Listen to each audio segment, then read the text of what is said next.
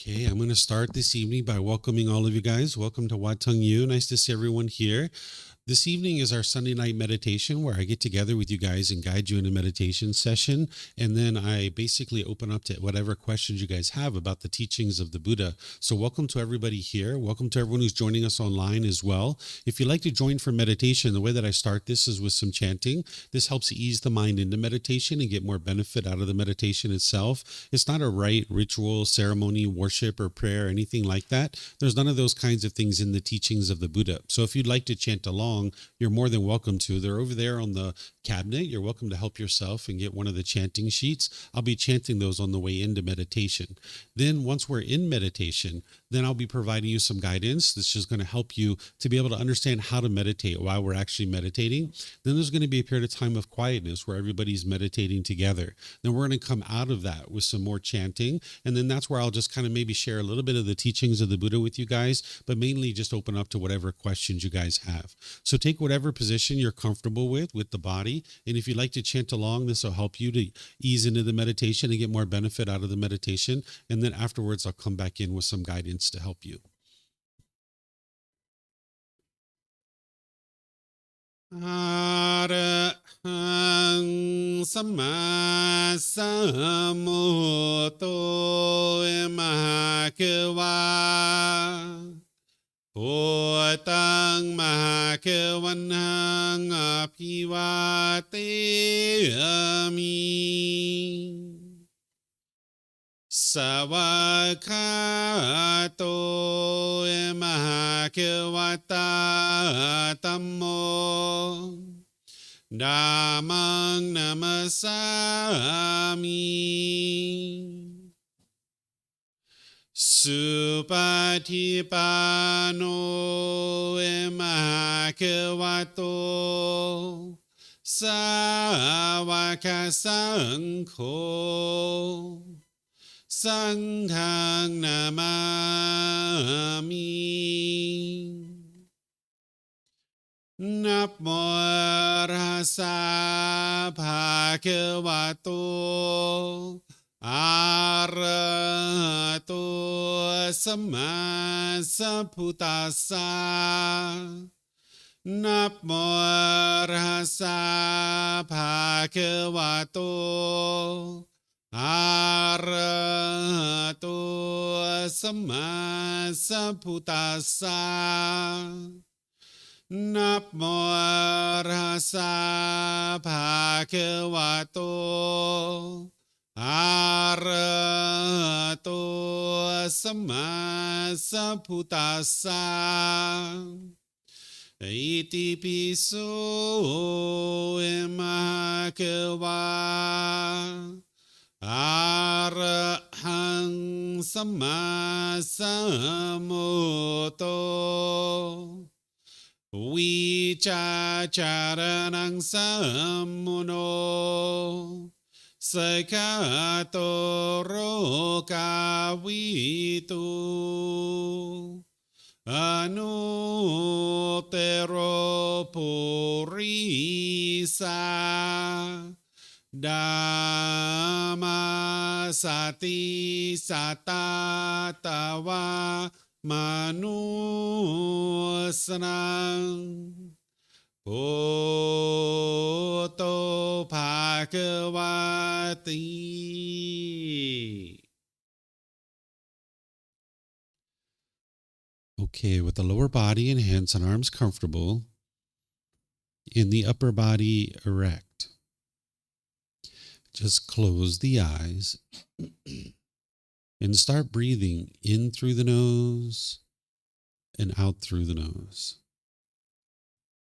Here you're just looking to establish the breath, a nice, natural, steady, consistent breath. Not forced or controlled, just a gradual inhale through the nose, experiencing the full breath. And then whenever you're ready, exhale out through the nose. Breathing in and out.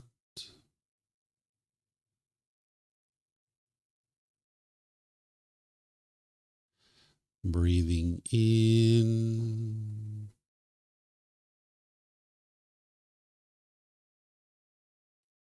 and out.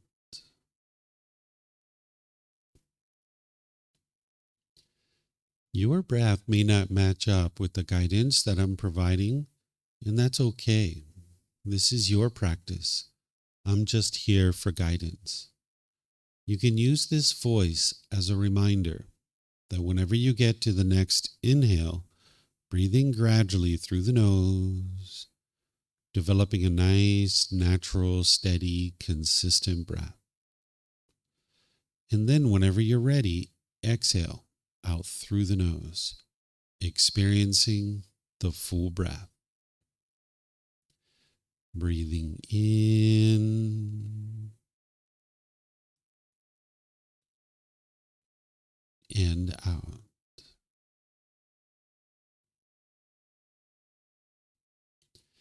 Breathing in and out.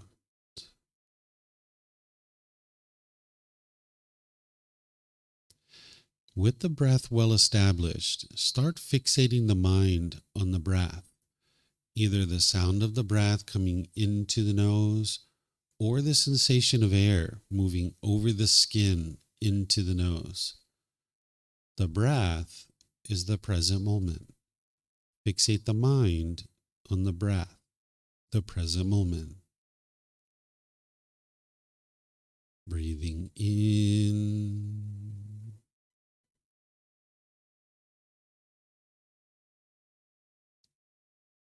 and out.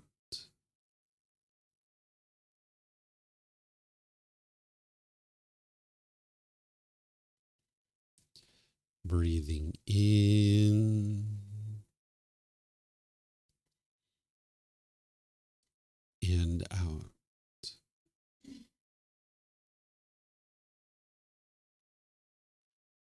With the mind fixated on the breath, whenever you notice that it moves off the breath, cut that off, let it go, and come back to the breath, the present moment.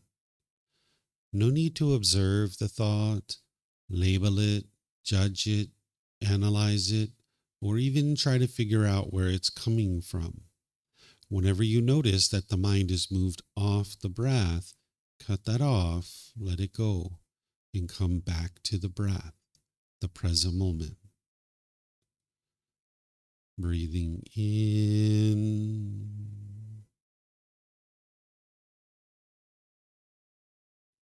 and out.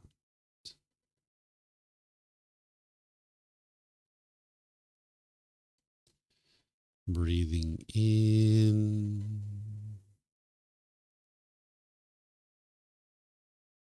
and out.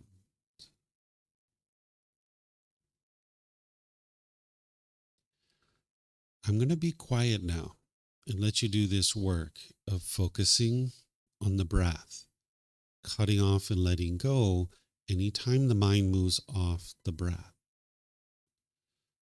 You have nowhere to go. There's nothing to do. No one needs you right now. This is your time to focus on the breath. Breathing in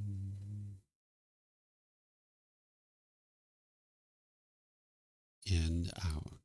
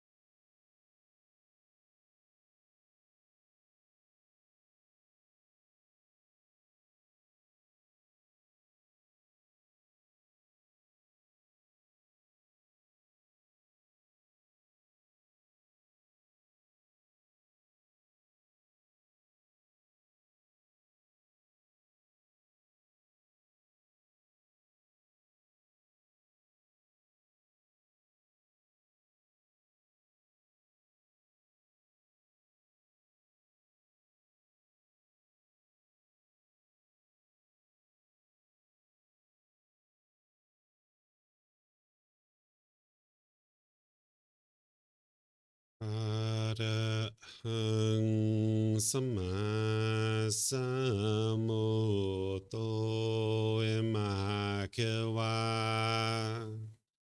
พุทธังมหาเขวันหังอภิวาเทมิสวากขาโตมหาเขวตาธัมโมธัมมังนัมสสามิสุปฏิปันโนมหาเขวโตสาวกสังโฆสังฆังนามามินับโมอะระหะสะภะคะวะโตอะระหะโตสัมมาสัมพุทธัสสะนับโมอะระหะสะภะคะวะโตอะระหะโตสัมมาสัมพุทธัสสะนับโมอะระหะสะภะคะวะโตอะระหะโตสัมมาสัมพุทธัสสะอิติปิโสมหาเขวาอะระหังสัมมาสัมพุทโธวิชาจารณังสัมมุโนสกขาโตโรกาวิตุอนุเตโรปุริสาดัมมาสติสัตตาตาวามนุสนังโอโตภาควาติ Okay, if you guys would like to slowly make your way out of meditation. So once again, welcome to all of you guys. Nice to see everyone here. Welcome to everyone online as well. This is called Breathing Mindfulness Meditation. I'm going to help you guys to understand what this is and why it's so effective for you and how it fits into your overall practice of the teachings of the Buddha, what it's doing for you and how it's helping you to be able to get to the goal of what the Buddha taught, which is the mental state of enlightenment. First, just a little bit about enlightenment, and then I'll kind of talk a bit about these teachings, and then ultimately I'm going to open up to questions. So whatever you guys have to ask questions about, whether it's about something that I'm sharing, something you've seen other places, something you're seeing here in Thailand, maybe a personal challenge or something like this, you can ask any and all questions that you like. We have microphones there in the middle of the room. You're welcome to get a microphone. That way the people online will be able to hear you, and we'll be able to hear you here at the temple as well. And we have microphones up here in the front as well. And for those of you guys online, you can put your questions into Facebook, YouTube, or Zoom, or you can raise your hand in Zoom and ask any questions you like that way. So as I was mentioning, this is called Breathing Mindfulness Meditation. This is going to help you to be able to get to enlightenment. What enlightenment is where the mind's completely peaceful, calm, serene, and content with joy. It's a mental state that you can attain during this life where your mind no longer experiences any discontent feelings. By the time you get to enlightenment, you won't experience any anger, sadness, frustration, irritation, annoyance, guilt, shame, fear, stress, anxiety, loneliness, boredom, shyness, resentment, jealousy. All of this can be eliminated from the mind by training the mind. Oftentimes people think that it's the outside world that's causing you to experience any particular feeling, but it's physically impossible for someone to insert a feeling into your mind. It's your mind itself that is causing these feelings. And the Buddha figured out how to eliminate that so that you can get to a point where your mind's always cheerful, bright, glad, and uplifted. it. It's peaceful and joyful permanently. Not only that, but you'll notice that you have focus, concentration, clarity, and deep memory. Because in the unenlightened state, you'll oftentimes lack those qualities. The Buddha figured out that there's these 10 individual pollutions that are in the mind. And when you use his tools and techniques to be able to uproot those out of the mind, your mind will perform optimally, where you'll have focus, concentration, clarity, and deep memory. You'll even notice that your personal, professional relationships are really blossoming, because in the unenlightened state, you'll have a certain amount of bitterness, harshness, and hostility. And when you put that out, it's all just going to come back to you. And again, oftentimes in the unenlightened state, people think that that bitterness and harshness is being caused by the other person, but it's actually being caused by your own mind. So that's why you can actually eliminate it. And when you eliminate being bitter and harsh and hostile to people, you'll see that your relationships will really improve, because you can see the relationships where you do those kinds of things, it just keeps coming back to you over and over and over again, where those same people are being bitter and harsh and hostile to you. By the time you get to enlightenment, you don't even experience a bad mood anymore, that it's physically impossible for you to experience a bad mood. So this is accomplished through training of the mind. You're going to need meditation to help you to get to enlightenment, but there's a lot more than just meditation that you need. So you wouldn't be able to meditate your way to enlightenment, but you also wouldn't be able to get to enlightenment without meditation either.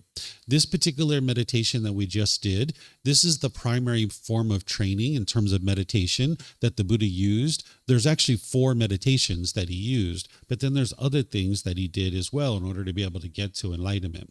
This breathing mindfulness meditation, if you notice that you had lots of thoughts during your meditation, that's very normal.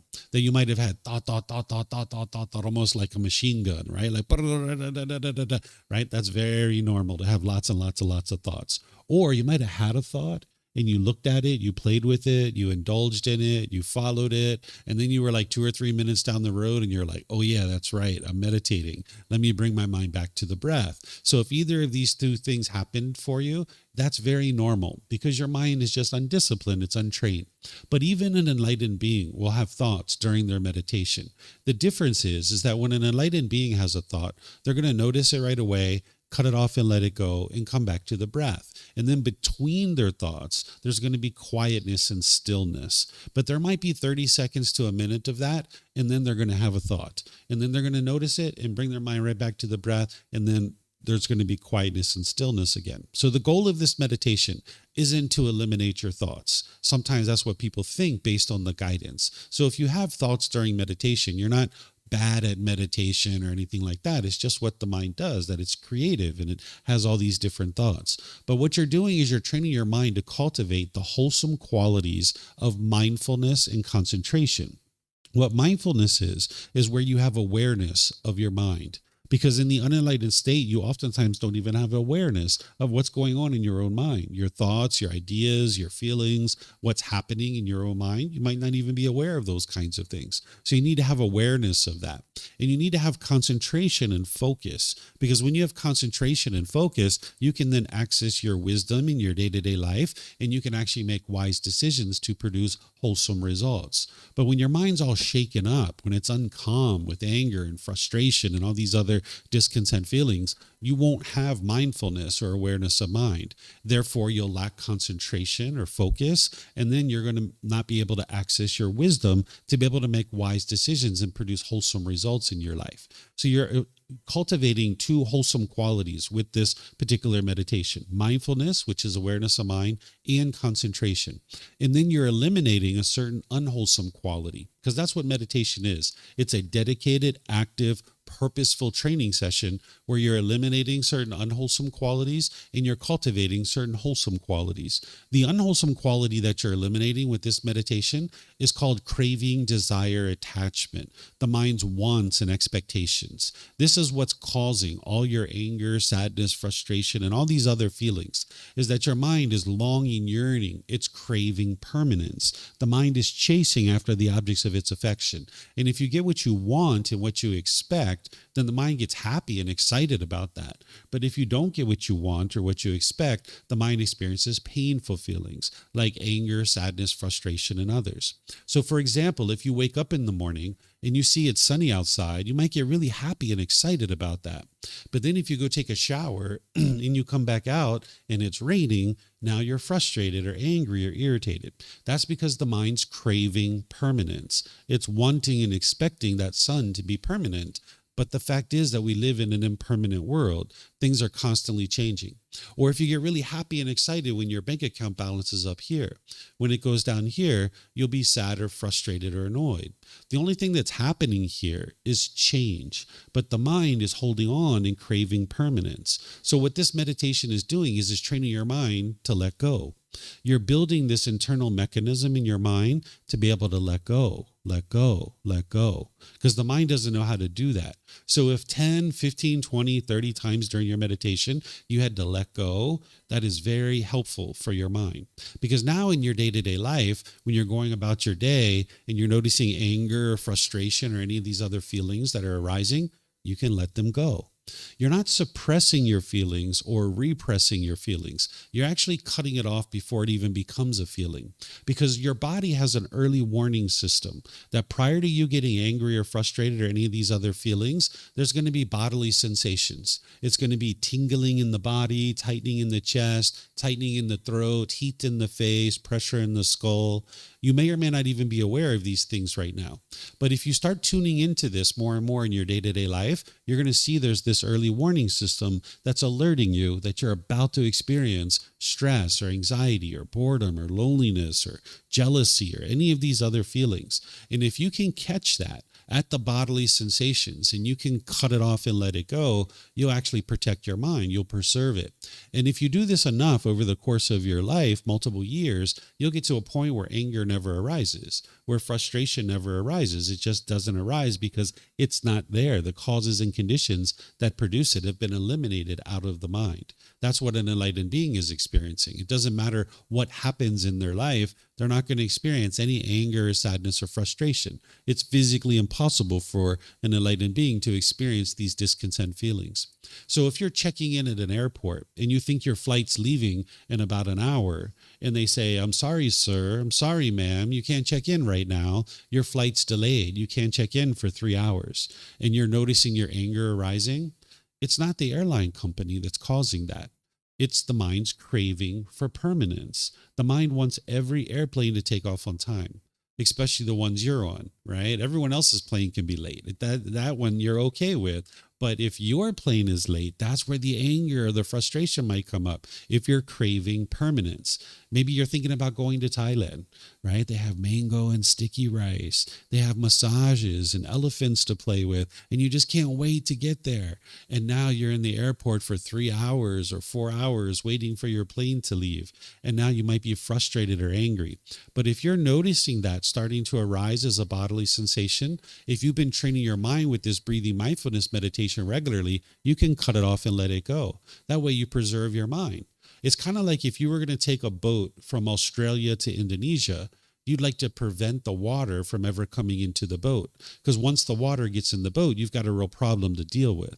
So it's the same thing as once you allow the anger to come into the mind, you've got a real problem to deal with at this point. You've got to get it out, which you can do. It is possible, but it's just more challenging. So that's why the Buddha teaches you to cut it off at the bodily sensations. But it's going to take you time to gradually build up your practice to the point where you can catch it every single time as a bodily sensation.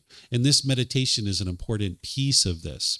There's a whole plan, a whole path that the Buddha taught that actually helps you to be able to learn how to train your mind to get to this enlightened mental state. And meditation is an important part of that, but it's not the entire path. There's many other aspects of the path that you need to practice in order to be able to train your mind to get to this point. But this meditation is building this internal mechanism in your mind to be able to cut off and let go. Cut off and let go, cut off and let go. And what you might need to do is actually redirect your mind when you're in day-to-day life. Like if you have a certain thought in meditation, you cut off everything and anything that's coming up during your meditation. It doesn't matter if it's wholesome or unwholesome. But in your day-to-day life, you only cut off the unwholesome thoughts. It's just like a professional athlete. They might have a certain sport like pole vaulting, and they train in the gym in one way, but their sport looks completely different from their training. So it's the same thing here, is that you're cutting off everything and anything that comes up in your meditation, because that's exercising the mind, that's training the mind. And then in your day-to-day life, you're only cutting off the unwholesome thoughts. So if you have a thought to call your mom, take her out to breakfast, check in with her, invite her to lunch or dinner, you don't need to cut that off in your day-to-day life. If it comes up in your meditation, cut it off and let it go. But in your day-to-day life, there's no need to cut that off. You could call her and check in with her and see if she'd like to go out to lunch or dinner or something. But if you're thinking about punching your boss in the face, you need to cut that off, because that's going to cause difficulties and struggles for you, right? If you actually punched your boss, you'd probably lose your job and go to jail and things like this. So that's the kind of stuff you'd like to cut off in your day-to-day life. Any unwholesome thoughts. When you're noticing anger and frustration and irritation, you can learn how to cut that off, and your mind can be very disciplined to be able to do this. So I'm just going to stop here and see what you guys have to ask questions about, anything I'm sharing or anything you'd like to ask about from your own practice. Remember, there's microphones there in the middle of the room, and we also got some up here as well. You guys are welcome to ask questions if you like. Looks like Curtis might have something. And for those of you guys online, you can put your questions into Facebook, YouTube, or Zoom, or you can raise your hand in Zoom and ask any questions that you like that way. So Curtis, I saw you moving first, so I guess you got the floor. Yeah, as I develop the meditation practice, I'm starting to realize I'm experiencing some slight cranial pressure on each side. It's not major, but just having that awareness of mind when I'm doing the meditation. Is that to be of concern? Should I stop? Should I just push through it? I not push through it, but continue without worrying that it's something that I need to worry about. Yeah, this is a positive indication, actually, because what you're doing is you're training your mind, which is non-physical, and then there's the brain, which are actually two separate things. Oftentimes people think of these as the same thing, but they're actually two separate things. There's the physical organ, and then there's the mind, which is non-physical. And what you're noticing is physical sensation, which is coming from the brain. So even though these two things are separate, there's actually a connection between the two of them. Nowadays, we have things like MRIs, CAT scans, and other devices that can measure the brain, where during the lifetime of the Buddha, they couldn't do that. So now what we can see is that when you're training your mind, the physical structures of the brain are changing in a beneficial way. And once you get to a certain point of improvement, it never switches back to the way it used to be. So doctors and researchers and scientists are able to see this nowadays. So you'll notice that you'll notice some physical changes going on in your skull. I actually heard these at different times when I was training my mind. It was like, I could actually hear it, and I could feel a release of the pressure inside the skull, because I used to walk around with a lot of pressure all day long in the skull. And I used to get migraine headaches, 3 to 5 times a week, and sometimes so much that I would even vomit.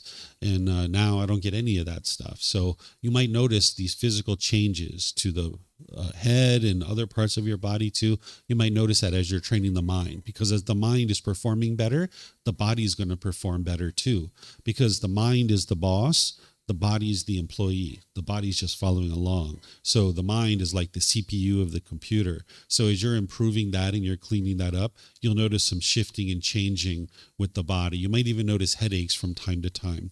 So whether you choose to continue to meditate in that situation or not, that's a choice for you to make.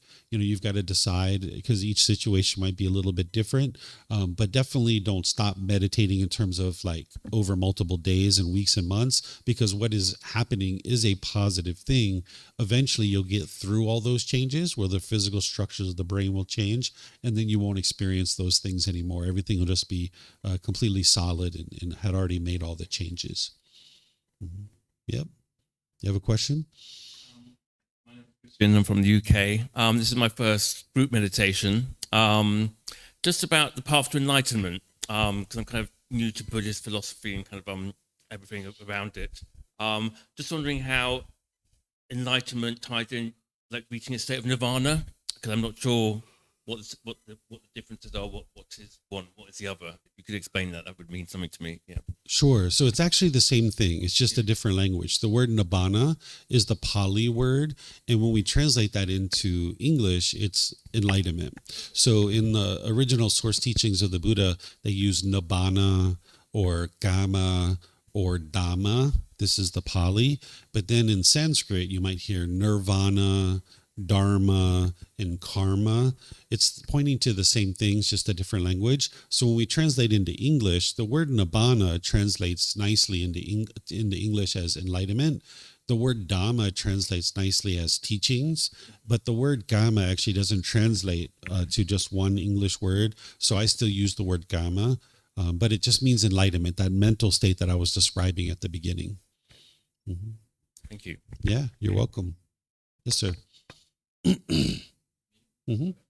Looks like you just need to turn it on.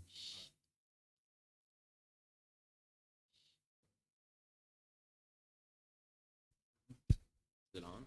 Yep, it's on. It looks like it's on. There we go. You just got to be patient with it. It takes a second. Right. They're Buddhist microphones. Okay. Fair enough. I was wondering if there is any place for some of the negative emotions that you talked about getting rid of, because I feel like, I mean, personally relating, I have a pretty large thirst to prove myself, but a result of that is that it has led me to work hard and achieve some good things that if I didn't feel this way, I wouldn't be doing them. Yeah. So what you'd like to do is get to a point where you're not motivated by craving, desire, attachment, because what that does is the mind's going to be chasing, and you can only be happy if you get what you want. And because you live in an impermanent world, you're not going to always get what you want. So if you allow your mind to only be motivated through chasing, it's kind of like a dog chases after a rabbit. And then once it catches it and kills it, it kind of gets bored with it. And that's what the human mind does as well, is that as you chase after all these different things, you'll chase it for a period of time, but eventually your craving will burn out and you'll get bored with it, or you'll actually accomplish what it is that you accomplished, and you might get bored with it. Or what the mind will do is it'll tend to swing all the way to the other side, where you'll be dull and lethargic and complacent and lazy. And that's what the two extremes that the unenlightened mind understands, and that's what it's used to. So that's why people in the unenlightened state will use craving, thinking that that's somehow helpful, and they use it as a motivator. But the thing is that when you're chasing after the objects of your affection, again, you can only be happy if you get what you want. And if you don't get what you want, you'll be frustrated or sad or guilty or shameful or some other feeling, or you'll swing to the other side. So what you would like to do instead, but the mind needs to learn how to do this through training it throughout the entire path, is come to the middle, where you're not chasing and you're not dull and lethargic, but instead you're gradually pursuing your goals, objectives, or interests with enthusiasm, ambition, and motivation.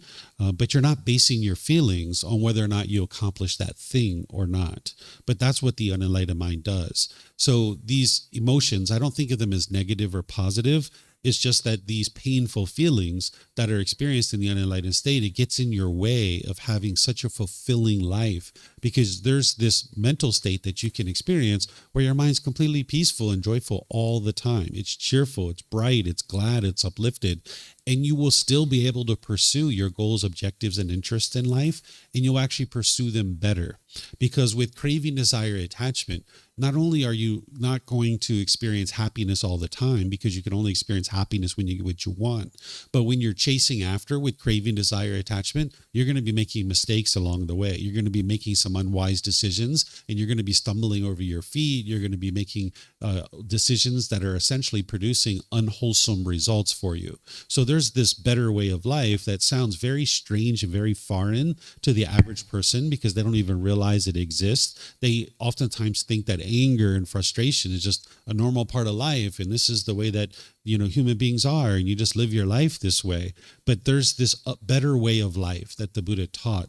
But you can learn how to acquire all the things that you're interested in acquiring through practicing the middle way, and you'll actually acquire those things better and more successfully, and you can maintain your cheerfulness and gladness without these unwholesome qualities and these painful feelings. You have a question?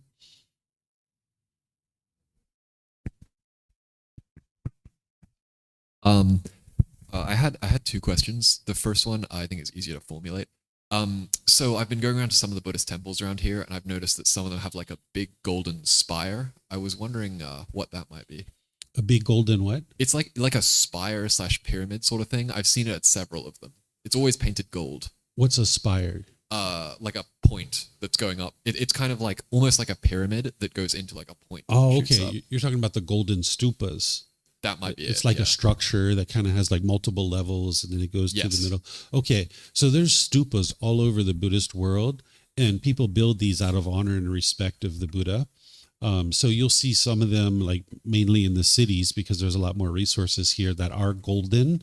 But if you go out to like forest temples and stuff like this, they usually make them out of sandstone and, just kind of like concrete. And they're more simple, more basic because they don't have as many resources at those temples. But they're dotted all throughout the Buddhist world, like just in honor and respect of the Buddha. Essentially, these people for many generations and many centuries have decided we are going to be Buddhist. You're not going to come in here and, kind of wipe out Buddhism with, the sweep of a hand. It's just not going to happen. These people are very dedicated, determined, and diligent to be able to be Buddhist and train their mind through these teachings, and they've been that way for many generations. So these stupas, and they also build chetties too, which are slightly different than a stupa. They're out of respect and honoring the Buddha. Sometimes they put like kind of relics inside of these things. Like you'll go to some temples that will tell you that there's a tooth of the Buddha that's inside this stupa. But if you go to enough temples, the Buddha didn't have that many teeth. They didn't exist. So, but even if they did have the Buddha's teeth, it's not going to help you get to enlightenment, even if they had it. But it draws people into the temple. So some temples set up that way. The other question was relating to like a book I've been reading on Buddhism, which I'm not sure if it runs exactly the same as the teachings of the Buddha, but from what I understood, a big part of Buddhism and what I think was talked about in like the law of karma is that Buddhism is like not in favor of like attaching to outcomes. And I think that that's what like good karma and bad karma was that it was doing an action for an outcome. Well, what the book was saying is that trying to attain enlightenment is a paradox in itself because you're trying to attain like an outcome by trying to. And so it was saying that nirvana has to be realized instantaneously, not through a prolonged series of practices. Yeah, this is untrue. This is the unfortunate thing is that you'll take in content, whether it's in a book or a video or even going to a temple and talking with people that are completely opposite of what the Buddha taught and completely opposite of what you'll experience. And it'll say Buddhism on it, or you'll be at a temple and there'll be someone dressed in a certain color of clothes and shaving their hair, and you'll think that these things are actually true. But what the Buddha taught you to do is to learn, examine, and investigate his teachings, to reflect on them, to verify if they're true or false, and to practice his teachings, integrating them into your day-to-day life. And this is what helps you to get to wisdom, to be able to see the truth. Enlightenment is not instantaneous. It's gradual training, gradual practice, and gradual progress. You can see this through the words of the Buddha, and you can experience this for yourself. You can see everything in your life has been that way. Whether it's to learn to read, write, and speak a certain language, it was gradual training, gradual practice, and gradual progress. You're probably still learning how to speak the English language, or maybe some job or occupation. It's gradual training, gradual practice, or gradual progress to be able to get to that skill. So everything in life is that way. Enlightenment is not instantaneous. For anybody who's talking about instantaneous enlightenment, they're not understanding enlightenment because it doesn't happen that way. In terms of the natural law of karma, the natural law of karma is cause and effect, or action and result. It's the results of your decisions. Whenever you make decisions either wisely or unwisely, it's going to produce either wholesome results or unwholesome results. And you can see this in your day-to-day life, that what you're experiencing is the results of decisions that you're making. It's not punishments and rewards. It's nothing mystical or magical. There's no being who's overseeing this and controlling what is being experienced. It's literally just the results of your decisions. Like, for example, you're sitting here just listening to someone speak. You're not causing any harm to anybody. And that's why there's no harm coming to you. That's the cause and effect. But I don't suggest you do this, but let's just say you were poking the person's eyes that was sitting next to you. You were poking them in their eyes. there's going to be some harm that comes to you. And that's the results of your decisions. It's not anything mystical or magical. So the natural law of karma is a natural law that is functioning at all times and affecting us whether we're aware of it or not. And the more that you learn about this natural law, this is the cultivation of wisdom.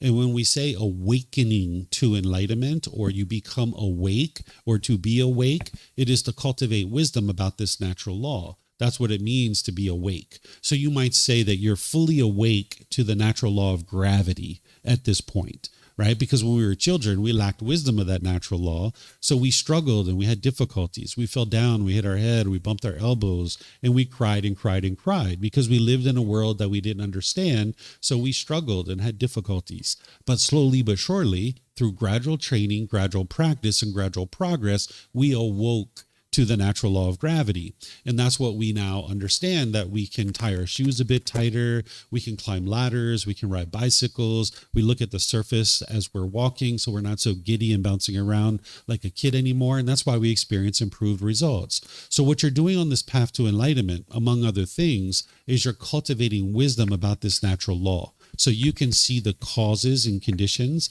that lead to any particular result in life.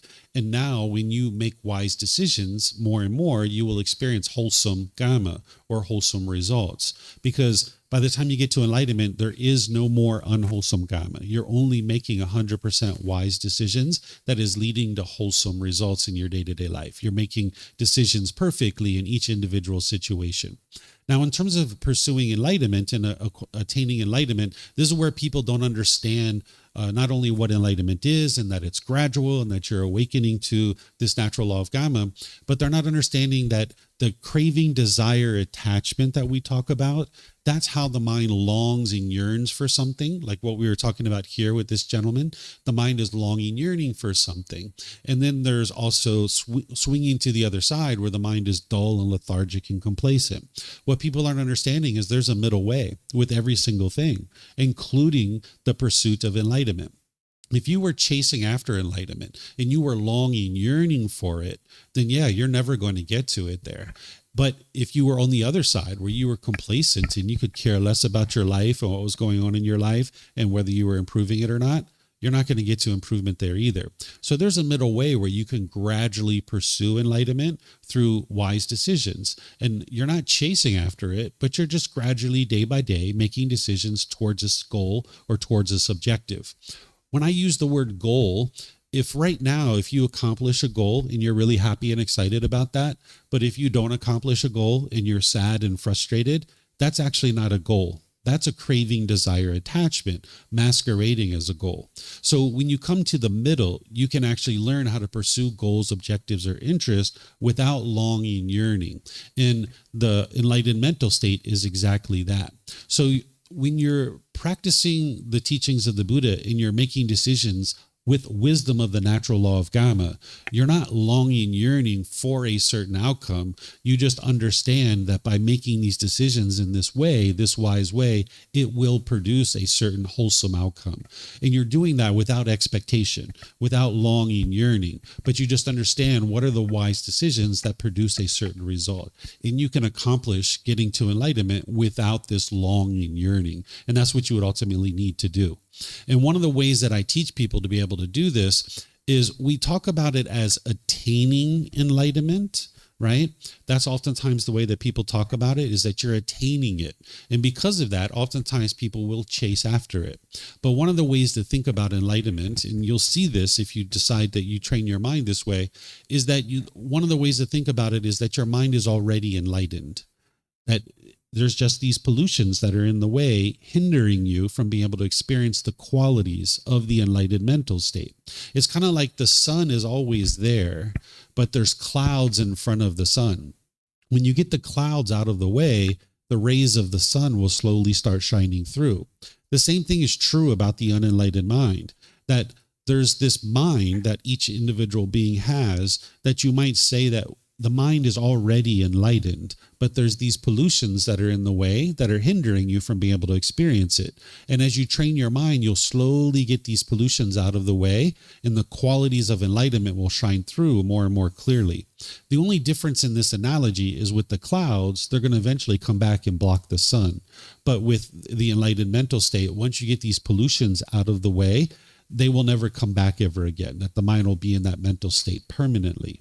So this is something that you can experience in your journey to enlightenment, that the qualities of enlightenment, it's not like 1 second you're unenlightened and the next second you're enlightened, but instead you're gradually bringing down the pollutions of the mind, these unwholesome qualities, and you're gradually increasing the wholesome qualities. And if you think about it as your mind's already enlightened, you just need to be able to get to the point where you've cleared out these pollutions so that you can experience it.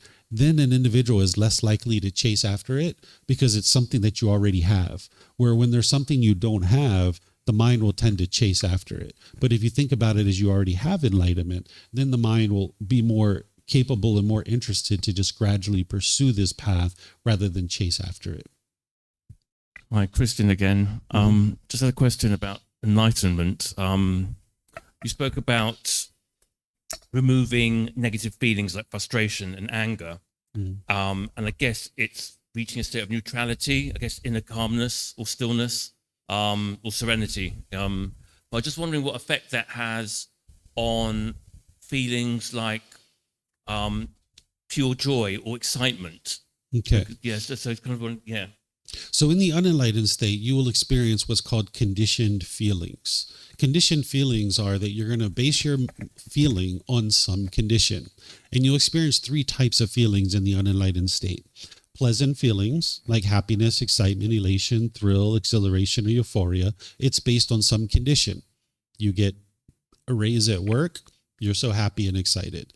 You get a brand new car, you're so happy and excited, right? Or the sun's out, you get happy and excited. Then there's painful feelings like anger, sadness, frustration, irritation, annoyance, guilt, shame, fear, stress, anxiety. These are very painful to experience. Then there's what's called neither painful nor pleasant feelings. These are like shyness, right? It's not painful, it's not pleasant, it's neither painful nor pleasant. Or say you were on public transportation and somebody came and sat really, really close to you, and now that your body's touching their body, you might say, it's not painful, it's not pleasant. There's just kind of like some dissatisfaction in the mind. So these are the 3 feelings that you'll experience, and it's going to be based on some condition. And these feelings, because they're conditional, they're going to arise, they're going to change, and then they're going to fade away. So for example, that brand new car that you get really happy and excited with it.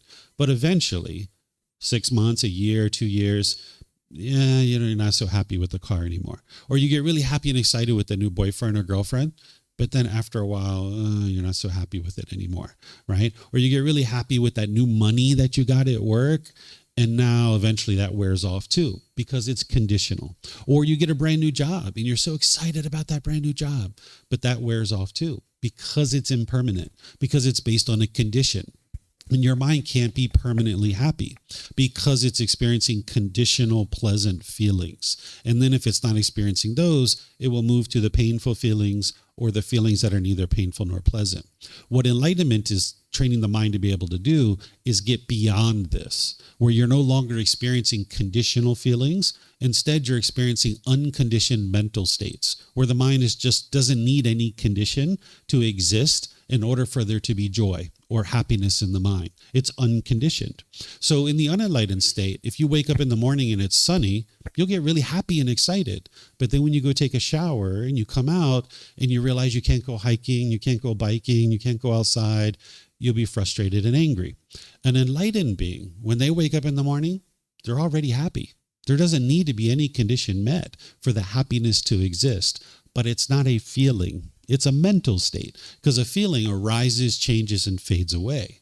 The mental state of joy and unconditioned happiness is just always there. It doesn't matter what's going on in an individual's life. You can get to the point where even someone close to you could die, and you would maintain your happiness. You would maintain your joy. You're not joyful because they died. You're joyful despite the fact that they died. Where right now people think that it's love that causes their painful feelings and their grief when someone dies. it's not love. Love doesn't cause painful feelings. It's the mind craving permanence. As long as the mind's getting what it wants, which is grandma and grandpa's alive, you're happy about that. But when the mind doesn't get what it wants, when it's experiencing this impermanence, it doesn't like that. So that's why it experiences the painful feeling. So what the Buddha is teaching you to do is get beyond the conditionality of these feelings so that you can get to the unconditioned mental states where the mind's cheerful, bright, glad, and uplifted at all times, and there doesn't need to be any condition met. If your bank account balance is here, or here, you can maintain your happiness. If it's sunny or raining outside, you can maintain your happiness. If you have a new car or an old car, or you have no car and you're walking, you can be happy. It doesn't base its inner feelings on some condition. Someone once said to me, happiness is a choice. I was wondering if you could elaborate on that. Yeah. It is a choice, but when you have these pollutions in your mind is going to experience discontentedness. That's the unfortunate thing, is every single one of us were born unenlightened, including the Buddha. And he figured out through his wisdom of how to be able to get to enlightenment. That's what a Buddha does, is they figure out how to get to enlightenment by themselves. So the choice to be unhappy is the choice to not train your mind, to continue to be complacent. Because sometimes people think that these painful feelings are somehow helping them. I've had plenty of people that come here to maybe on their first visit and they hear me talking about these things and they're like, yeah, but I like the sadness. I like the anger. I like the frustration. Maybe they think it motivates them or something like this, right? But then, a few months go by and they're still kind of like talking to me a little bit. And then their boyfriend or girlfriend breaks up with them and they feel really, really sad. And they call me and they're like, David, I want to get rid of these painful feelings. How do I get rid of them? And I'm like, well, I thought you enjoyed those. I thought that's what you lived for, right? And now they want to get rid of them all of a sudden, right? So you need to be able to see that, yes, it is a choice to be happy. It is a choice to be sad, but you are going to experience the sadness as long as your mind is unenlightened. You're going to experience the discontent feelings. So the choice that you need to make is, am I interested in applying the time and effort to evolve to this higher consciousness, train my mind to get to a point where I no longer experience those feelings? And if you do, that's what I'm here for. And I do this to help people, whether they're here or they travel, because I have live stream, I have recordings, I have books and videos and personal guidance and courses and retreats, and I do it all at no cost, because I know if you investigate these teachings close enough, you'll be able to see, just like me and just like other people, that these teachings absolutely lead to enlightenment. It's just a matter of you investigating and examining them close enough and practicing them close enough that you'll be able to see that they lead to enlightenment too.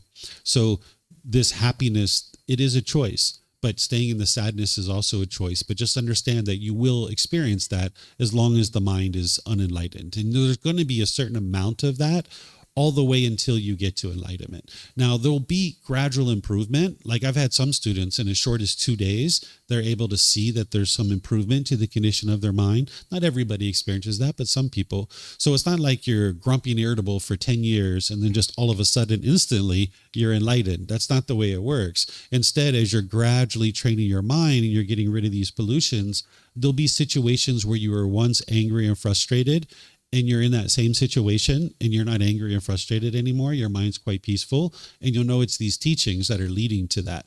And then eventually it'll be more and more of those types of situations, and your discontentedness will get further and farther between. It'll become less and less as you progress closer to enlightenment. And this is the gradual training, gradual practice, and gradual progress. Thank you. Yeah, you're welcome. Yes, sir. Yeah. First of all, sorry by my English. I try to do my best effort. I need some techniques for the meditation, because I think that my body is not made for meditate, because my first of all, my mind is like a puppy, and my concentration is so short in the meditation. And second, my body is I don't know, my back hurts, and I can do that, for example, and it's difficult for me, the meditation. Okay. Yeah. So most people who come to the path, meditation is difficult for them because their mind's not trained. right? It's kind of like the first time we tried to brush our teeth. It was very hard for us. We had a very difficult time because we didn't have the skill. We didn't have the training that we needed. But slowly but surely, now brushing our teeth is no big deal. It's so easy for us, right? So the only reason why something would be challenging or difficult is because the mind's lack of wisdom. Okay, so that's the first thing to keep in mind. You always are interested in cultivating wisdom. That's why there's no belief in the teachings of the Buddha. You're always learning, examining, investigating his teachings. You're reflecting on to verify if they're true or false, and then you're practicing them to be able to integrate them into your day-to-day life. So this body that you have, you can meditate with that. This mind that you have, you can meditate with that. You just need to gain the wisdom of how to do it. So if sitting on the floor like this doesn't work for you, then that's fine, because you're not training the body. What you're doing is you're training the mind. The Buddha taught 4 positions to meditate in: seated, lying, standing, and walking. So if you have pain in this body and sitting on the floor cross-legged doesn't work for you, you might try lying meditation, where you lie on the floor face up, and this will be helpful for you because you're doing the same thing with the mind, but you're lying down and all your muscles are completely relaxed. But in this position, sometimes you have a tendency to fall asleep. So that's where there's standing position. You can actually just stand up and meditate. And then you can also do walking position. There's a walking meditation. It's not just walking down the street. It's very intentional walking. And this is really helpful if you're noticing you're falling asleep in meditation, or if you have an overactive mind, if like you're really antsy and the last thing you're thinking about is sitting still and being still somewhere. Walking meditation is helpful for that. So there's 4 positions, and you can learn each of the 4 positions because they're like tools and you use them at different times. Like most of the time I'm sitting here meditating when I'm meditating with you guys, but there's times where I sometimes lie on the floor right here. I lie down, and there's some students that do that too, where they lie down. And then there's some students who might stand or walk, because I teach these at different times in the various courses and retreats that I share. So I would say learn these different positions and do the ones that work best for you. For some people, it's going to be on the floor. That's their go-to position. For you, it might be lying, or it might be standing, or it might be walking. And this is the impermanent nature of the world, that there's not just one way to actually meditate. It's not one body position, because otherwise that would be permanent. So that's why the Buddha taught 4 positions, because different people are going to need different things. They're like tools that you develop. Okay, thank you. Yeah, you're welcome. Okay, let me see if we have any questions online here. All right, I don't see any questions anywhere. Okay, so what I'll do then is just end by thanking all of you guys for joining. Thank you for your interest to learn and understand the teachings of the Buddha. If you guys would like to learn more, there's opportunities for you to do that. Tonight at 9 o'clock, I'm going to be doing meditation with students like we did today, but I'm actually going to be doing a talk on chapter 23 from this book. Each Sunday at 9 a.m. and 9 p.m., I do a talk from this book, and today we're in chapter 23, which is titled Symbolism of Teachings, Reminders Through Imagery. This is where I help you to be able to understand the different symbols and the imagery and the artwork and the architecture that you see at temples and what that means, because there's a certain language that the craftspeople were speaking when they constructed these temples 500 to 1,000 years ago. And if you're visiting temples and right now you don't really understand that language that they speak in terms of the symbolism and the artwork and the architecture, it doesn't have as much meaning for you as it could. Where what I'm going to be doing is teaching a class where I'm going to be showing you some images and helping you to be able to understand what the artwork and architecture and symbolism is, so that when you visit temples and you look at artwork, you'll actually understand what it is that you're seeing. So instead of just, oh, that's a pretty picture, and taking that picture, instead you'll actually understand what it is that you're looking at. So if you'd like to learn that, I'm going to be doing that at 9 o'clock today.